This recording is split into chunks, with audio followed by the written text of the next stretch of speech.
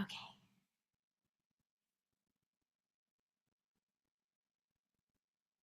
All right. So yeah, the next.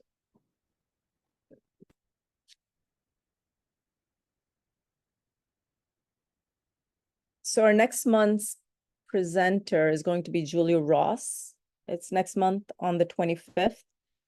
And then we have ketamine, the use of ketamine for addictions on the 23rd. And November, just before Thanksgiving, we have home remedies for the use of brain health and addictions. And then ask any questions with the Alliance board members is in the new year. And the board members are Salvatore, Shelley Jo, and myself.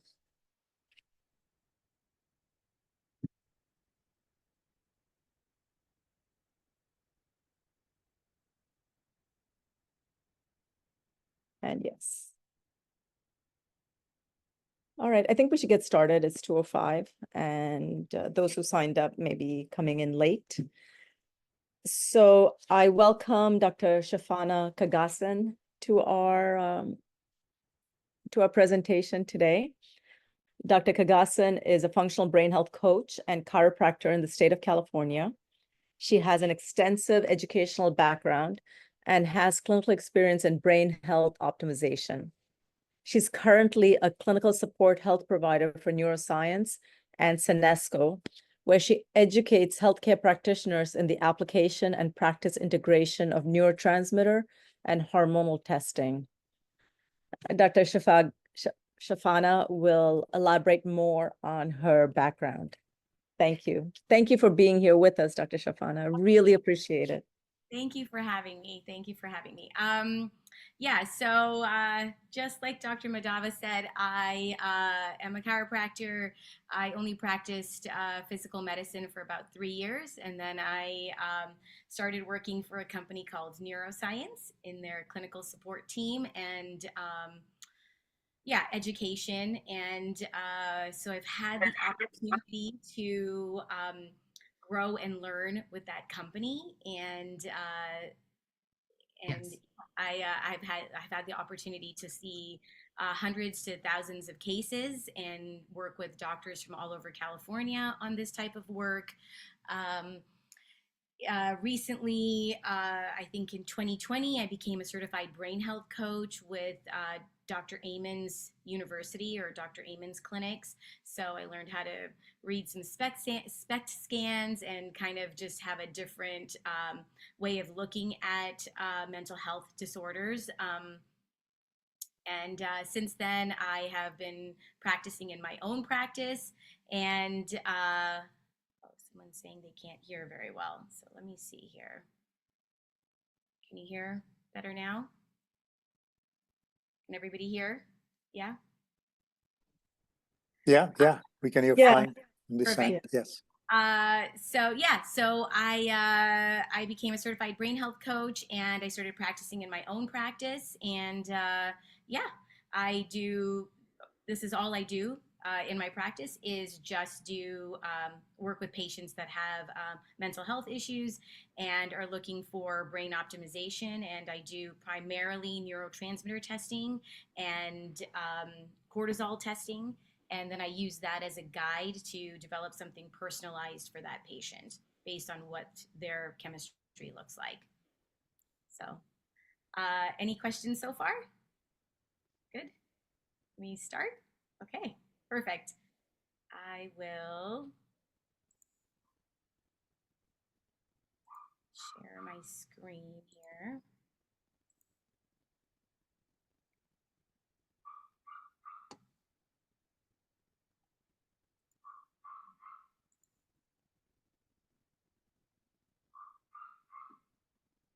So, basically, we'll be talking about neurotransmitter testing primarily. And you can ask me any questions along the way. So just feel free to stop me at any point, and we'll kind of go from there. So it's neurotransmitter testing in relation to anxiousness and mood concerns. just a little review on what a neurotransmitter is. I feel like you guys probably all know this, but neurotransmitters help guide chemical messages in our body, and they help in the central nervous system and in the peripheral nervous system. When we're doing neurotransmitter testing, we're looking at things like serotonin, dopamine, epinephrine, norepinephrine, GABA, glutamate, PEA. These are the ones that we're able to test. Acetylcholine is ubiquitous in our body, and it has many, many important roles. But unfortunately, the lab is not able to test this particular neurotransmitter. So, yeah, but it's very useful. Neurotransmitters are important for several functions in our body, which we all know. But anything from regulating appetite, energy, metabolism, sleep-wake cycle, and of course, all your mood and mental health concerns as well.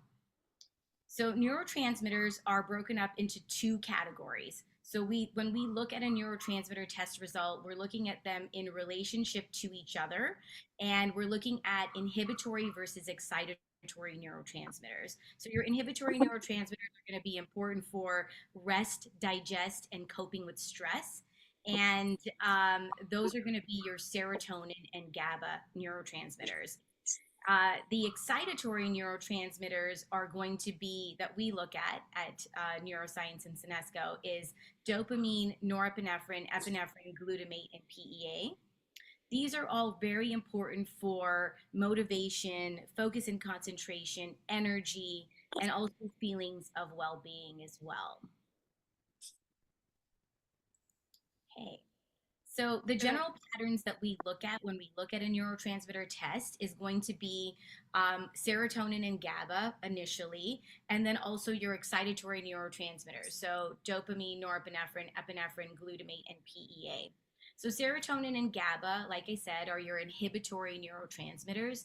They kind of serve as the braking system of your car. So if your body is a car, then serotonin and GABA would be like the brakes, and they're going to be again important for rest, digest, and coping with stress. And then with dopamine, norepinephrine, epinephrine, glutamate, and PEA, these are again your excitatory neurotransmitters. So if we have depletion of your braking system, depletion of serotonin and GABA, and then you have a lot of fuel in your car, you have elevation of your excitatory neurotransmitters, you're going to get this type of clinical picture. You're going to feel anxious, you're going to have worrying and racing thoughts. You're going to have poor sleep because these neurotransmitters are excitatory, and you're going to feel irritable. Okay. Then we have the other pattern where we have maybe a normal serotonin and GABA.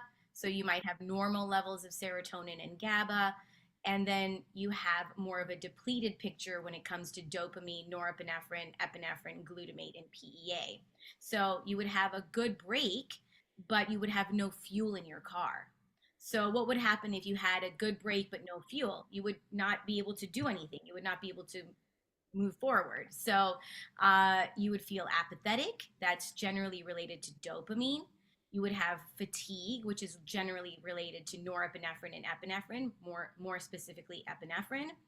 And then you would have lack of motivation, which would be more specific to norepinephrine and dopamine as well, and focus, lack of focus, which is related to PEA. And you would also feel anxious. Another pattern that we might see would be just kind of a depleted pattern. So depletion of both sides, the brake and the fuel in the car. So your inhibitory and your excitatory neurotransmitters. So in this case, serotonin and GABA are depleted. So you have no ability to cope with stress, no ability to feel calm and stay in a restful state. And then also you would have no fuel in your car as well. So that can result in many kinds of symptoms, and kind of like a mixed bag of symptoms is what we call. But generally, if we have like low neurotransmitters across the board, we also need to be thinking like, why does the patient have like a low presentation from the very beginning? Like, maybe they have a genetic issue. Maybe they have exposure to an environmental toxin that's causing kind of a derailment of neurotransmitters.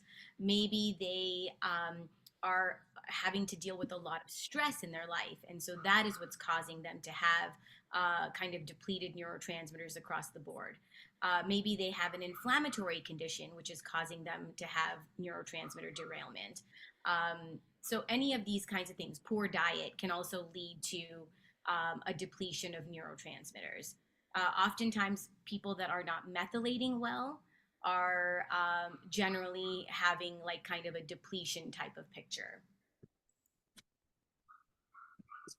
So, what can impact anxiousness and mood?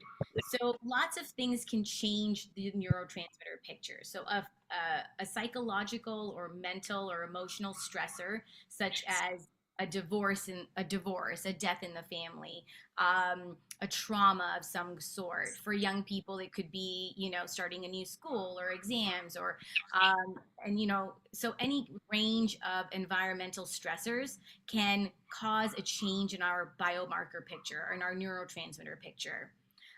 Poor sleep can also change how our neurotransmitters are functioning. So we need sleep to kind of optimize all of these neurotransmitters. And so, and it's kind of a vicious cycle because we often can't get good sleep if our neurotransmitters are dysregulated, especially, the catecholamines, all of them, serotonin, GABA, cortisol, norepinephrine are all important for sleep. Also, immune activation. So, if a patient is sick and has an upregulated immune system or increased production of pro inflammatory cytokines, you will also have derailment of neurotransmitters. So, there is cross talking between those cytokines and the neurotransmitters. So, oftentimes, when people are sick, like they have an immune upregulation, they often feel depressed. And that's because when you have pro inflammation, you actually will have a decline in serotonin production. So when we look at these patients, we look at, different presentations of what anxiousness would look like, right? Possible phases of anxiousness. So, when we look at neurotransmitters on a test, which I'll show you a couple tests at the end of the presentation, you'll see the different parameters that we test and what those pictures might look like. For this, neurotransmitters, the GABA and the glutamate, the GABA is the most ubiquitous inhibitory neurotransmitter found in the body.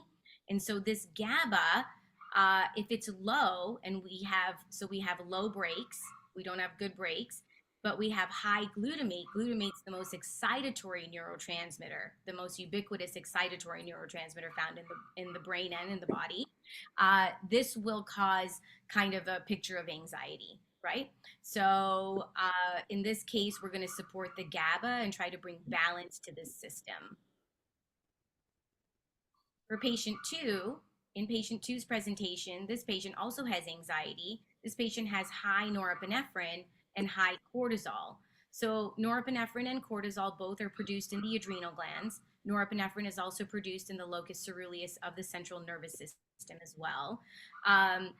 And so norepinephrine and cortisol are excitatory, and they will cause anxiousness if they're in high levels. Cortisol will cause feelings of overwhelm, or will cause a patient to feel like they're in sympathetic overdrive or an overwhelm.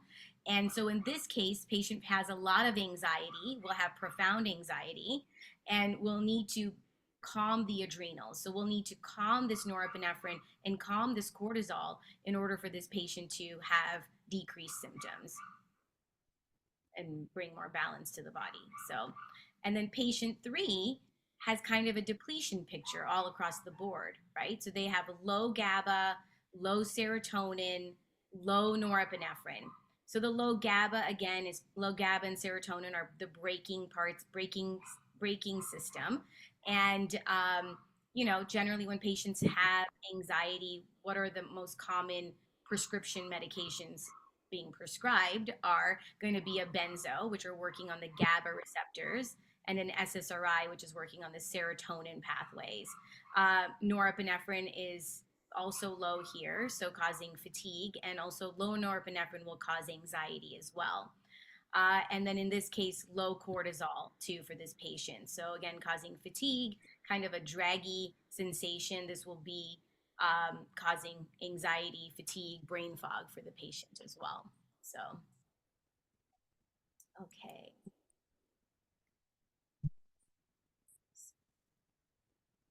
Um,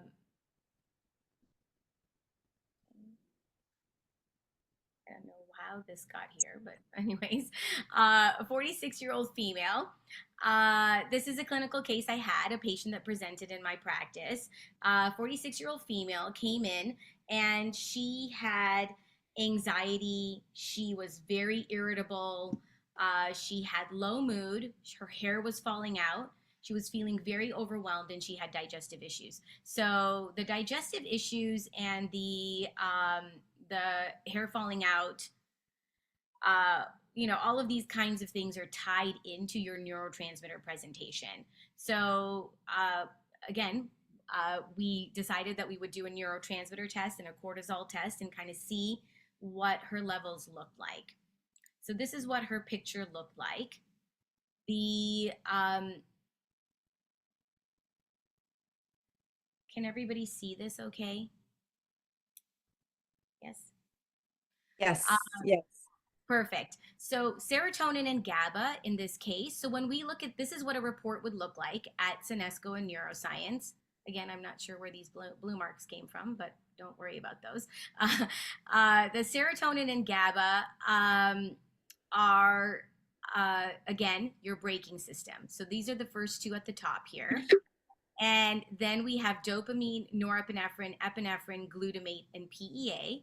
Then we have the norepi-epi ratio, and then we have creatinine, and then we have all of the cortisol and DHEA markers below, okay? On the side here, you're gonna see that we have an optimal range and a reference range. So the reference range is going to be the larger range, and it is gonna be this blue bar at the bottom.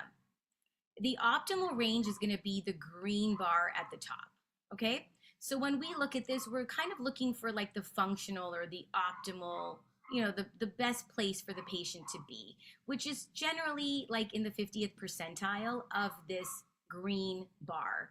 So in this case, we can see the serotonin and the GABA, which are flagged low here, are very low for this patient. The serotonin is very low, extremely low at 54.9, and the GABA is also very low. They're not even hitting the optimal range. So we have a lot of work to do, a lot of support that the patient could benefit from by kind of moving that serotonin and that GABA to this midline point, okay? And the anxiety is definitely coming from the lack of breaks that this patient has. So this patient has no serotonin and GABA. They have no ability to cope with stress. They have no ability to achieve good sleep, to have a sense of well-being, a sense of calm, because the serotonin and the GABA are so low. Then we go down to the dopamine. The dopamine is also low. Dopamine is really important for pleasure reward cascade. And so it's very important for patients to have an adequate level of dopamine if they are to feel like vital, to feel like they have a sense of vitality, they have joy for life, they have energy. All of those kinds of things are coming from dopamine. Generally, if a patient has had a previous history of substance abuse or addiction, then we're going to see a bottoming out of dopamine. That was not the case for this patient, but over time, if a patient is under a lot of stress, they will have a low dopamine. And so supporting that dopamine would also go a long way for this patient. In this case, the patient has a reasonable norepinephrine. It's a little bit on the high side. So a high level of norepinephrine, especially if it's a little bit, quite a bit higher, is going to cause profound anxiety for the patient because it is excitatory. The patient does feel very uncomfortable with a high level of norepinephrine. They're going to feel like they're in adrenal overdrive. Norepinephrine does convert into epinephrine. Dopamine also converts into norepinephrine. So this kind of gives us a clue or like a window into whether the patient's able to move norepinephrine into epinephrine without necessarily doing a methylation test, a genetic test. In this case, So that's what this norepinephrine and epinephrine ratio is telling us. It's telling us that, you know, if it's higher than 13, that patient for sure has a methylation issue and they're not able to really move that norepinephrine into epinephrine. We need SAMe to move norepinephrine into epinephrine. So in this case, patient is probably struggling with producing a little bit of SAMe and is not able to actually move that norepinephrine into epinephrine. When we have high levels of norepinephrine, we're going to feel anxious as well. So, and irritable and feel overwhelmed. Epinephrine is more tied into your physical energy. So norepinephrine is kind of your emotional energy. Epinephrine is your physical energy, and that will yeah. So epinephrine is more tied into your physical energy. So it's patients that feel really fatigued, they feel exhausted, they have a hard time getting out of bed. Generally, is related to a low epinephrine. Glutamate is more of an inflammatory marker. It tells us whether the patient is having some kind of an acute inflammatory issue. If we see high levels of it, it generally is related to kind of an acute inflammatory process in the body, generally related to the gut. In this case, when we see low levels, it tends to be more of like an exhaustion of producing glutamate in the GI tract, and it can be related to digestive issues that happened a while ago, and now we're kind of seeing a bottoming out of that particular parameter. And then PEA is really important for focus and concentration. And it is really, that's the only job that it does, is focus and concentration. And so when we have inadequate levels of PEA, we tend to have brain fog, we tend to have like lack of mental clarity, the inability to stay engaged for long periods in an activity. And then in this case, patient also had very high levels of cortisol. So you can see here that the patient had, you know, a high morning cortisol, but if you look here, the afternoon cortisol is very high at 57.8. So this patient was feeling very overwhelmed, kind of like in sympathetic overdrive, just really kind of feeling anxious because she was just so overwhelmed and stressed. And then again, it just continued onwards. She had an evening cortisol that was high, a nighttime cortisol that was high, and then her DHEA looked okay. So any questions on that? No, this is pretty good. But Dr. Shaffana, we can't really see you. Your video is off. I don't know if you You wanna wanted it see? off or not. Let me see. There you go. Okay. Is that better? Yeah, once you finish the presentation, I have a couple of questions. I don't know if anyone else wants to ask any questions right now. Yes. I have one question. What is PEA? PEA stands for phenylethylamine, and it is it is being made by DL-phenylalanine. So the pathway is DL-phenylalanine going to PEA, and PEA has a really specific job, and that job is to stay focused and concentrated. So when we actually start engagement or start a project, for instance, that is more of a norepinephrine task, and staying engaged in something is more of a PEA task. Make sense? Yeah, yes, thank you so much. Okay, no problem. Could you differentiate again your statement, norepinephrine and epinephrine? Yes. So norepinephrine, because it is produced in the adrenal gland, right? It's produced in the adrenal medulla. So most of the norepinephrine we're going to see on a test is coming from the periphery, right? Is coming from the adrenal gland. But the locus coeruleus in the brain also has a large norepinephrine production. And so norepinephrine is a little bit more related, like is more psychological than it is more of a physical manifestation. So generally, when we see patients that have a high norepinephrine, it means that they're like acutely kind of in emotional distress. So oftentimes when we see high levels of norepinephrine, it's because the patient feels very stressed. They might be having some kind of trauma or some kind of something happening in their life that is causing them to have this kind of acute norepinephrine response. And epinephrine is more specific for physical fatigue. So it's more related to this, like a patient says, I'm having a hard time getting out of bed. I feel just really exhausted. I am just so tired. It's more like related to like a chronic fatigue type of picture, would be a low epinephrine. Okay. Any other questions so far?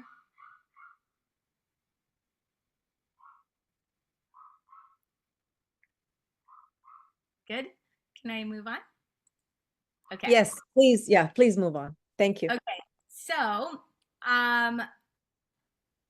the next one is another case. So this was a 38-year-old female that presented in my practice that complains of GI issues, anxiousness, low mood, and sleep issues.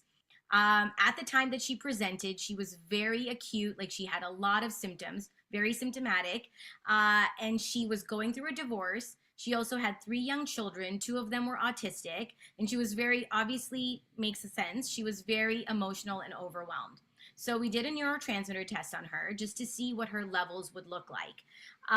In this case, she has a serotonin, her serotonin actually looked quite decent, which was surprising to me, but it might just be compensatory, or it just might be she just had a healthy looking serotonin.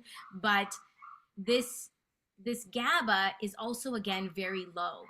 And then she also has a low dopamine, a low norepinephrine, a low epinephrine, a low glutamate. She also has a very high PEA.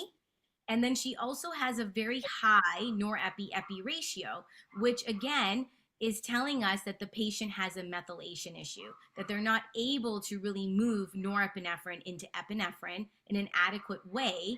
So it's causing a pooling of norepinephrine, which causes a lot of anxiety for the patient.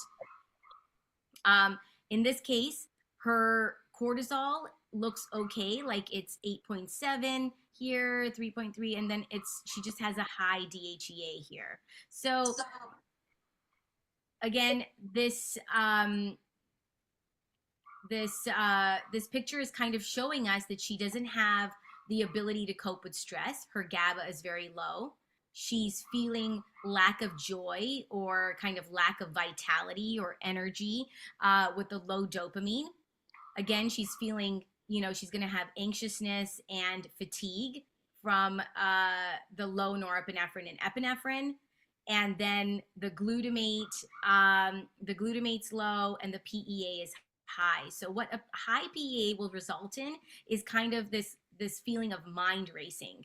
So when patients come to you and tell you that they are having a difficult time with just shutting off their mind. They have a constant like negative talk track. They just are worried. They like lay in bed and they can't just shut off their mind. They're thinking about everything they have to do tomorrow, everything they have to do like next week, next year, 5 years from now. Like they just can't shut off their mind. That tends to be related to this kind of elevated PEA. And that, that can be pretty stressful for patients as well, and can cause them the inability to sleep, and just, can just cause them feelings of stress as well. So that's it. Go ahead and ask away as many questions as you would like. So I'd like to know how you manage these patients. So now you have these 2 case presentations. Like, what would you give them? I know the company Senesco and Neuroscience has products. So what would you give them to manage, to help the patient get better? And how long does it take? And what are you targeting? Is it like, you're not targeting a 1-to-1, right? You're sort of targeting the whole picture. Yeah. So in this case, so the first case, the patient has a low serotonin and GABA, right? So these 2 things need to be supported. So if we're just talking about nutrition and not products, then for serotonin and GABA, serotonin, we're going to use 5-HTP. You can also use tryptophan. generally, if a patient has this low of a level, like so the patient has 54.9, this is a very kind of a critically low serotonin, then we are going to give the patient tryptophan first, and then we're going to move them to 5-HTP. And that's just because empirically, after doing this for so many years, we know that if we give the patient 5-HTP, sometimes they feel like it's too much for their body and they might have some side effects with that. So we start with tryptophan. It's a gentler conversion into serotonin. So when we consume tryptophan, only about 30% of that tryptophan is actually reaching that end product of serotonin, versus like 90% when we take in 5-HTP. So because it's only one step, it's moving from 5-HTP into serotonin. Okay. So for sure, we're going to give this patient 5-HTP to support the serotonin, or tryptophan in this case first, and then 5-HTP. And then for GABA, we use L-theanine. We also use botanicals like lemon balm, passion flower, ashwagandha. All of these things can help potentiate the GABA pathways.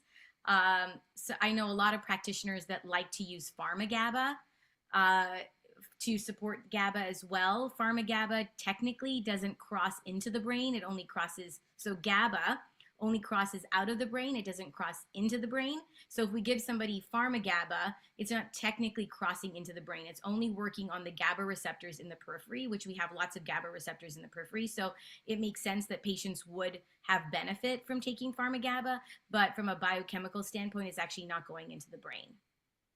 So are you saying GABA doesn't go into the brain at all? So GABA does not go into the brain unless the molecule itself is modified. So if the molecule itself is modified, like for instance, there's a phenyl ring attached to that particular molecule. So back in the day, neuroscience used to make a product that had a modification on that GABA molecule. And so it used to cross into the brain, and that product worked very well. It's since then been taken off the market in the supplement market and is going to be moved to the pharmaceutical market. But so right now, if you can find a product that has a modification to that GABA molecule, then it may cross the blood-brain barrier. But if it's just a pure GABA molecule, GABA does not actually cross into the brain. It only crosses out of the brain. So this is Julia Ross. I'd like to talk about this too. Valsa, did you have anything more? no, was that Phenibut that you're talking about? Yeah, Phenibut was the product. Yes. So it was just a phenyl ring on GABA, and I thought sometimes when we give GABA to individuals, we do get a beneficial effect. So you're saying what we're seeing is maybe the effect on the periphery somehow maybe transported to the brain via the vagal system or something that's creating a change. Yeah, or potentially there's like a leaky blood-brain barrier is what I've heard people suggest. So, I mean, again, yeah, it's all, yeah, I mean, technically from a biochemical standpoint, what I've always heard is that it doesn't actually cross into the brain. It only crosses out. And so what's actually happening is, I don't really know, but, we do have GABA receptors in the periphery. So it can definitely give you some calm sensation from that perspective. And if it is crossing into the brain because there is some leaky blood-brain barrier through some other neuro channels, then yeah, it's. So as a company, you guys, when you see a result like this with low GABA, not this particular patient, but in general, when you see low GABA, you don't necessarily give the GABA supplement that we have in the market, you're saying? Correct. So we give our product's called Alpha GABA, and that product has botanicals in it. So it has passion flower, lemon balm, ashwagandha, and L-theanine, and it has 400 milligrams of L-theanine. So the L-theanine helps block glutamate and also potentiates the effect of GABA. And L-theanine also, like 400 milligrams, that particular dosage has been shown in the literature to actually bring us from beta brainwaves into alpha brainwaves. And so it helps to really bring us to a calm state so that we're able to achieve a state of calm, which is exactly what we're trying to do here, right? For a patient that's anxious. So yes. You said it went from theta to alpha. Sorry, I missed beta into alpha. Beta into alpha. Okay. into alpha. Yeah. And Okay. so it All right. goes Thank you. from beta to alpha to theta to delta. So we have Oh, to actually go through all of those stages to actually achieve sleep. So any other yeah, I have questions? more questions, but I'll have Julie Ross. Yeah. I know she's waiting to ask some questions. Hi there. Hi.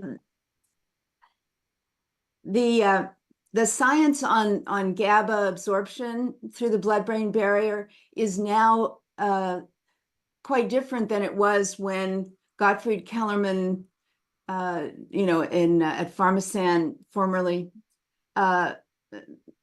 made the pronouncement that you really couldn't use commercial GABA supplements Yeah. effectively. Okay. He ran into all kinds of trouble in his, national tours talking about this because so many of us had been using GABA with tremendous results at quite low doses at 125 milligrams with a sublingual. But subsequently there's been a lot more research, and so there's evidence that it does indeed cross the blood-brain barrier. And it may have to do with the level of the person's stress, Yeah. So I wanted to make that really clear that Kellerman really came to his conclusion starting the urine testing for neurotransmitters. Wasn't it in the late 1900s? I mean, 1990s? Yeah, actually, so I think like they were available commercially like in the late, like 99, 2000, I think was when like Pharmasan's neurotransmitter tests were available commercially. So he called me because my first book came out in 2000, and we had a great conversation. I was so excited about the testing, and we saw things. The value of the amino acids. The urine testing has really been helpful in bringing the importance of amino acid therapy to the fore. But we found that the symptom evaluation was about twice as accurate. That the urine testing results were not consistent. So sometimes they would correspond to the symptom picture, and when you give the appropriate amino acid, you'd get really good results. And other times you would get really bad results. Yeah. And so after about 6 clients, we just decided not to use it because the symptom evaluation was so much more consistently accurate. And I know that the last time I talked to somebody at, I'm sorry, what's the name of the lab where you are now? UNESCO. Yeah, at UNESCO, we had quite a lengthy exchange, and they made it clear that they recommend that people look at the symptomology along with the lab test results to double check and have 2 references before moving into treatment. And then we were talking about having an actual research study where we compared the symptom evaluation to the urine testing results, and they ended up not wanting to do that and did not move forward on that, which was very disappointing. But it tells its own story. I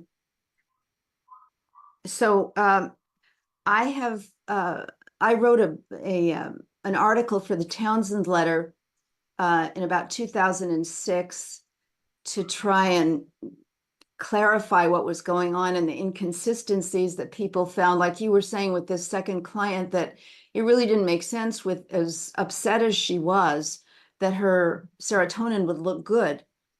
Yeah. And so from our point of view, from a symptoms standpoint, we would have trialed her on tryptophan since she had a sleep problem, and to see, whether indeed, the symptoms were more accurate in this case than the lab test result. Right. We're going to, but then I made another revision in 2021 because we had a number of clients who came in from various urine testing labs, because quite a few of them are doing this now. And they had had adverse consequences to having been treated for problems that they didn't have. Mostly it was that it looked like their norepinephrine was low, but in fact, they had insomnia, they were highly stressed, they were fatigued, they were hyperenergetic. And so when they were given tyrosine to correct that, it made them worse. So I thought, we got about 5 cases like that. And I thought, well, I'm going to add to the article. And then I just added a few more things to the article. And so it's going to be distributed probably through the September newsletter. And certainly by the time I give my talk next month. That's enough for me. Well, all I can say is that, like every patient's different, all the biochemistry is different. So I'm just from my own clinical experience and from working with the neuroscience. I mean, obviously there's going to be cases where it doesn't work out exactly the way you want it to work out, right? But those are rare in my experience. So it's all I can say is that it's been a really good clinically useful tool. And in most cases, like when we look at the empirical data, when we had Pharmason Labs and even with Senesco, when we look at the empirical data, we see that 80 to 90% of the patients get better by using a test like this to guide a treatment protocol.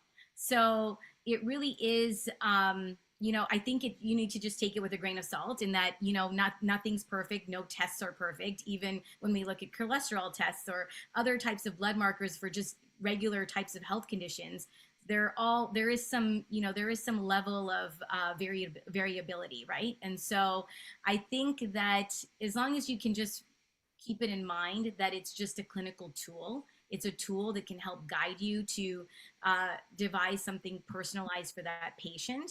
And it can be used in conjunction with questionnaires or, obviously should be used in conjunction with a really good clinical history. Then I think it can serve its purpose. So. Well, I think, when you say people get better, I believe that because I think, that there are accurate reports, but you've got a multiple test results, in your reports. And so when any of them are off, that means something may never be addressed or, maybe incorrectly addressed. So as long as we know that, but I do have to mention, and this is in the article that I wrote, that there was a test that compared blood plasma, cerebrospinal fluid, which is the gold standard for neurotransmitter levels in the brain, blood platelets, which measure what you were talking about, neurotransmitters, at least the catecholamines that are made in the brain, and then urine, compared them in a number of cases. I think there were 18 cases, and the cerebrospinal fluid was the gold standard against which the other 3 were measured. The platelet levels were quite close to that. The blood plasma levels were fairly close, but the urine results were quite distant. They just weren't nearly as accurate as the others. And this was a study done by Tappan Audia, who's at NYU Medical School. He runs the lab there. So we just need to know, when to be cautious and when to, give a test result. As you say, there's so many questions about a lot of testing. And that's when the symptoms are so important to compare.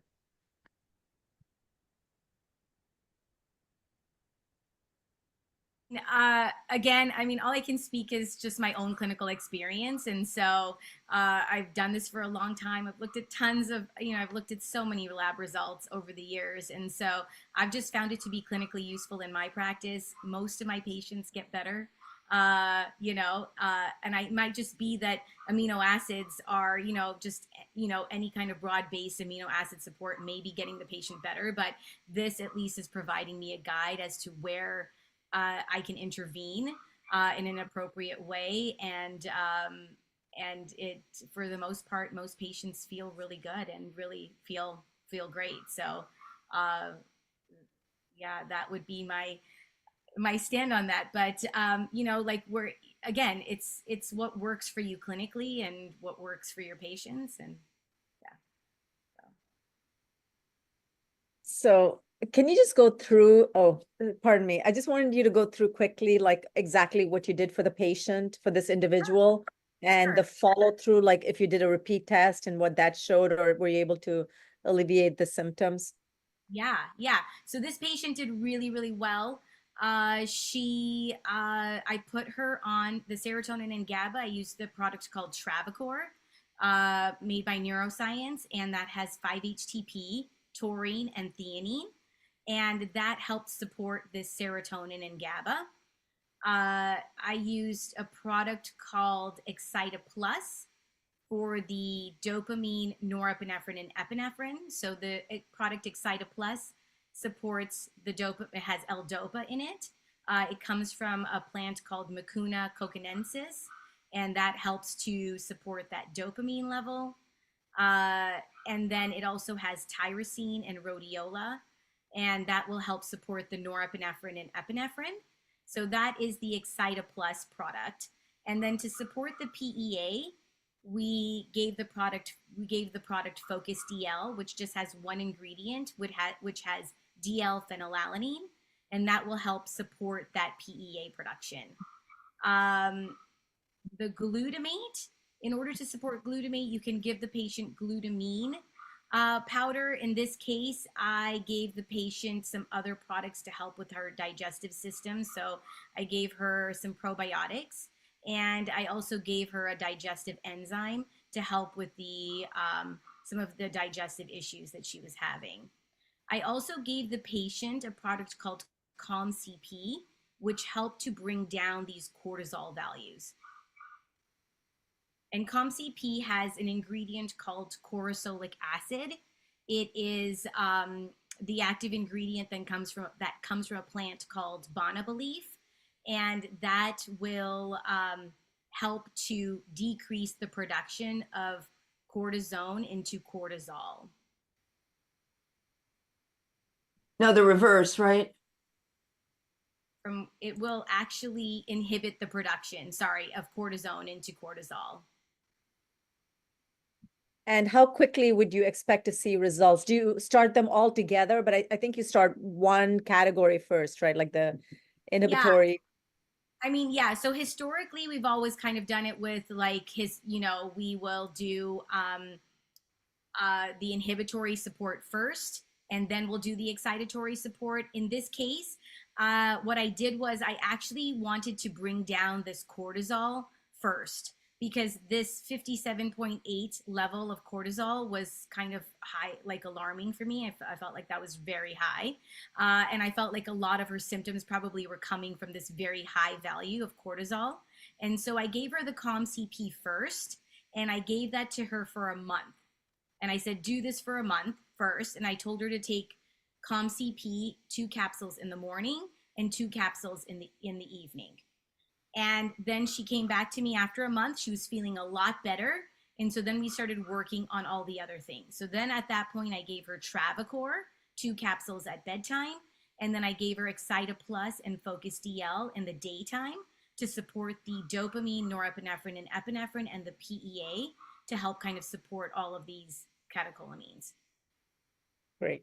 Thank you so much. And No for the other problem. patients, And then for the other, there are a couple of other questions, but I just wanted everyone to sort of know like what you did so that they have an absolutely. idea. Absolutely. And so for this patient, because she had a normal serotonin, I didn't really touch the serotonin, but I really worked heavily more on GABA. So I gave her a product called Alpha GABA, and I dosed it at a high dose because she was fairly anxious. And so I gave her 2 capsules of Alpha GABA 3 times a day. So I gave her 2 capsules in the morning, 2 capsules at lunch, 2 capsules in the evening. And then for the dopamine, norepinephrine, and epinephrine, I gave her the Excita Plus again to help with the dopamine, norepi. I also gave her some SAMe because she obviously had some issues with methylation. So I gave her 200 milligrams of SAMe. And I couldn't really do much for the PEA except for really support the GABA. So that's the technique that we use at neuroscience is we actually will support the GABA, which is what we were doing with the alpha GABA, and that will help naturally bring down the PEA.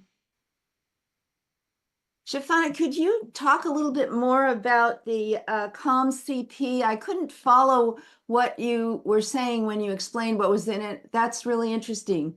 Yes. So the Calm CP has phosphatidylserine, it has taurine, and it also has an ingredient called corosolic acid. Could you spell that? Yes, let me just write it down and then I'll tell you. Corosolic acid. So it is COROSOLIC, corosolic acid. And that's the active ingredient that we get from a plant called banaba leaf. And the banaba leaf is where we get the corosolic acid. It's really the purest form that neuroscience makes the purest form of that product. And I think it might be the only one that's on the market like that. It's standardized to 17% corosolic acid. And what that does, it inhibits the conversion of cortisone into cortisol. So it does exactly the opposite of what licorice root will do. Could you spell the plant that it comes from? Banaba leaf, BANABAL, and then leaf, banaba leaf. Thank you. Like banana leaf, but not banana leaf. Thanks. No problem. So yeah, so ComCP, great product, and really does a great job at bringing down the cortisol. So, and then for this patient, oh, I talked about what I did for this patient. Okay, yeah. Did you have any other questions on any product so or anything else? I think Heidi wanted to speak. Sure.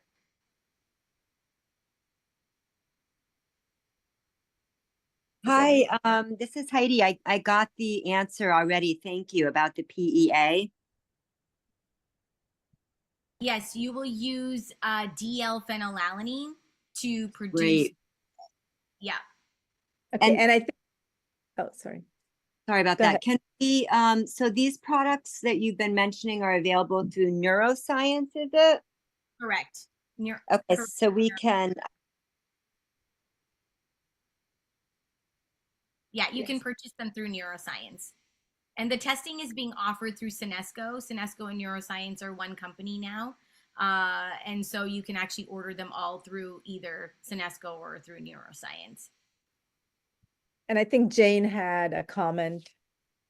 I do. Thank you very much, Walter. I just wanted to tell you that It's hard to hear you. it's hard to hear me. Oh, 1 second, 1 second. You're breaking up. There we go. Is that better? Yes, it's better. Yeah, sorry, I had to switch the microphones.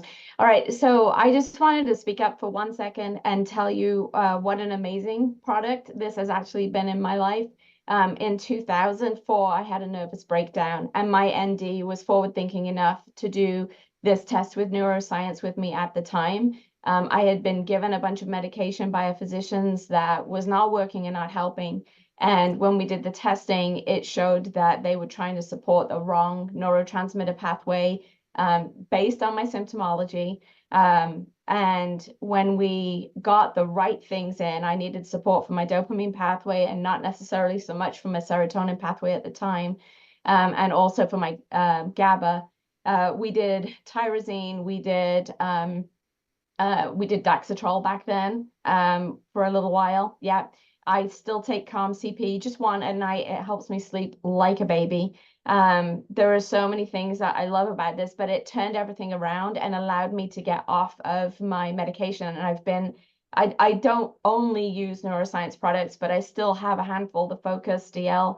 I still use that religiously, and it's been 20 years that I've been using the products, and it's been life-changing. It changed how I see mental health, and it changed how I ended up working my career. Really is what brought me into all of this, was this test and those changes that happened all of that time ago. So I just wanted to give you kudos and a shout out, because I know it's controversial, but it really, really did help me, and I just wanted to let everybody know that it does work when it works. Yeah, and I also use it in my practice. I use it probably 50% of the time. So yeah. I mean, I also use the neurotransmitter depletion chart that Julie Ross, she started it. So I use that also universally, and then the test on probably large majority of the patients. And I use those in combination, the products, both from what Julie Ross recommends as part of her depletion chart, and also what Senesco Neuroscience also suggests. So I use both of them in combination. Thank you so much, Shaffana, Dr. Shaffana, for being part of our presenters. So really appreciate it. This was awesome information, and really, really appreciate it. And hopefully we'll have you come back. I would really like to know more about the individual products. I think that would be amazing, just to know maybe about the neurotransmitters themselves and maybe the products, and have maybe a pre and post. I don't know if enough practitioners do that, like before and then what it shows up after you do treatment. Symptomatically they're better, but I just wonder if the test itself shows up differently. I actually had a lot of questions, but we're up on the hour, and I wanted to let everyone know about our next presenter, who's going to be Julie Ross, and that will be next month on September 25th, and then October 23rd we're going to discuss ketamine, and then Miss Carolyn Rubin is going to talk about her favorite home remedies. And please join the Alliance for Addiction Solutions. We would love for you to join us, become a member. There are different membership categories, and there's a link in the chat. So we would love for you to join us. Thank you so much for being here. Pleasure. No, thank you, Dr. Shaffana. Really appreciate it. It was very, very thoughtful, and it was great. Yeah, this is Shelley, and I'd just like to say thank you too for coming in and presenting today. Thank you. Wonderful. Take care. All right. Thank you so much. All right. Bye.